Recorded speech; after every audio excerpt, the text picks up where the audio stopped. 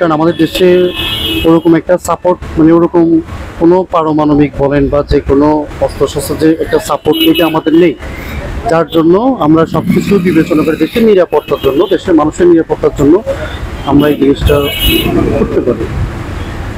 বাংলাদেশের সাথে বাংলাদেশের এমন চুক্তি করলে ভালো হবে আপনি মনে করেন? আমি মনে করি অ্যাজ এ মুসলিম কান্ট্রি হিসেবে পাকিস্তান বেস্ট। যদি মুসলিম যতগুলো দেশগুলো আছে, যতগুলো মুসলিম কান্ট্রি আছে, সবগুলো মিলে যদি এমন চুক্তি করে তাহলে সেটা কেমন হবে? হ্যাঁ, অবশ্যই এটাও খুবই ভালো একটা আইডিয়া, ভালো একটা জিনিস যে প্রত্যেকটা মুসলিম কান্ট্রি যদি এভাবে একটা সংস্থা তৈরি করে বা কোনোভাবে মানে একটা সংস্থা যদি তৈরি করতে পারে যে কোনো একটা মুসলিম কান্ট্রির উপরে অ্যাটাক আসলে সেক্ষেত্রে সবাই একজোটে কাজ করবে, সেই ক্ষেত্রে দেখা যায় যে এটা আমাদের মুসলিম জাতির জন্য এটা একটা প্লাস পয়েন্ট।